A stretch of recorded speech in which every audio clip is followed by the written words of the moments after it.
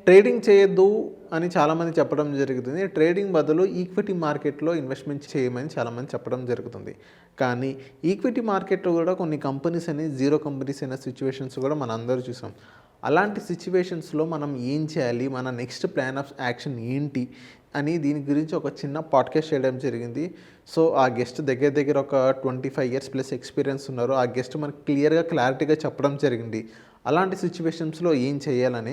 So, వెళ్ళి మా ఛానల్‌కెళ్ళి ఒకసారి ఆ వీడియో చూడండి. మీకు ఇంకా క్లారిటీ వస్తది. అలాగే మా పేజ్‌ని ఫాలో అండ్ సబ్స్క్రైబ్ చేయండి. సార్, మీరు ట్రేడింగ్ చేయొద్దని అంటున్నారు. ఈక్విటీలో పెట్టమని చెప్తున్నారు. కానీ ఈక్విటీలో కూడా అక్కడ జీరో అయిన కంపెనీస్ ఉన్నాయి కదా! మరి ఎలా ప్లాన్ చేసుకోవాలంటారు? ఈక్విటీలో కూడా రిస్క్ ఉంటుందండి నేహాల్ గారు. ఎన్నో కంపెనీస్ జీరో అయిపోయినాయి. మన భారతదేశంలో 5,000 కంపెనీస్ ఉంటే టాప్ 500 కంపెనీస్నే మనం మార్కెట్స్ అంటాము. ఎన్నో చిన్న చిన్న కంపెనీస్ జీరో అయిపోయినాయి. ఎన్నో కంపెనీస్ డెడ్ ఇన్వెస్ట్మెంట్ అంటే 10 ఏళ్ల నుంచి కూడా స్టాక్స్ పెరగకుండా ఉన్న కంపెనీస్ ఉన్నాయి.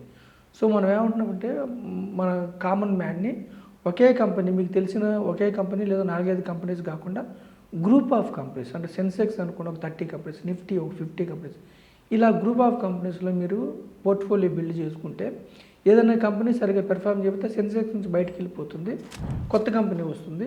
సెన్సెక్స్ ఎప్పుడు జీరో కాదు, నిఫ్టీ ఎప్పుడు జీరో కాదు. కంపెనీస్ యొక్క పర్సనల్ వ్యక్తిగతంగా షేర్ జీరో అవ్వచ్చు, కానీ సెన్సెక్స్ కానీ నిఫ్టీ కానీ group of companies diversified equity mutual funds కానీ మీకు జీరో కావు. సో అలా ప్లాన్ చేసుకోమని నేను మధ్యతరగతి ప్రజలను కోరుతున్నాను మీ ద్వారా. సో థ్యాంక్ యూ సార్, మా సోషల్ పోస్ట్ వచ్చినందుకు.